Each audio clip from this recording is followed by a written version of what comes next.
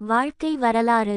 மடத்துறவி Theodosius இப்போதைய துருக்கி நாடு எனப்படும் கப்பதோக்கியாவில் இக்காரிசுஸ் என்னும் இடத்தில் 423 இல் மலர்ந்த மலர் இவர். சிறுவயது முதலே ஆபிரகாம் மீது தீரா நேசம் கொண்டிருந்தார்.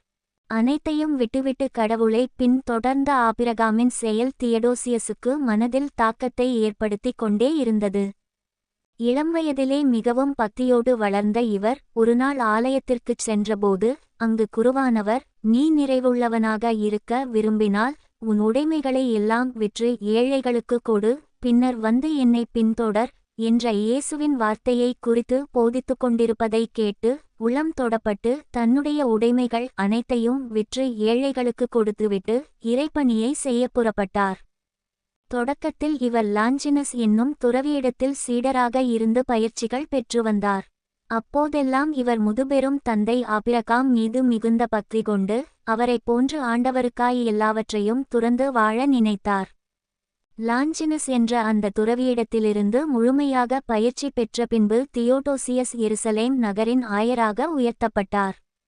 ஆனால் அந்த பொறுப்பு தாழ்ச்சியோடு பணி செய்வதற்கு தனக்கு தடையாக இருக்கின்றது என்பதை உணர்ந்து தியோடோசியஸ் ஆயர் பதவியை உதறித் தள்ளிவிட்டு கதிஸ்மஸ் என்ற இடத்தில் துறவற மடம் ஒன்றை அமைத்து அதில் வந்து சேர்ந்த இளைஞர்களுக்கு பயிற்சிகள் கொடுத்து வந்தார்.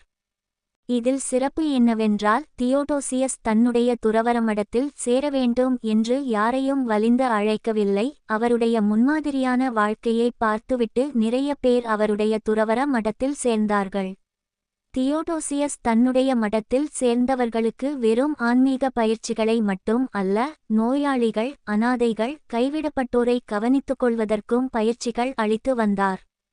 தியோடோசியஸ் உதவி என்று தன்னிடத்தில் வந்தவர்களுக்கு முகங்கோணாமல் உதவிகள் செய்து வந்தார்.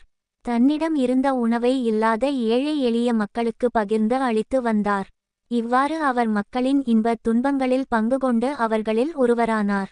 இப்படிப்பட்டவர் தன்னுடைய 105 வயதில் 529ஆம் ஆண்டு இறையடி சேர்ந்தார்.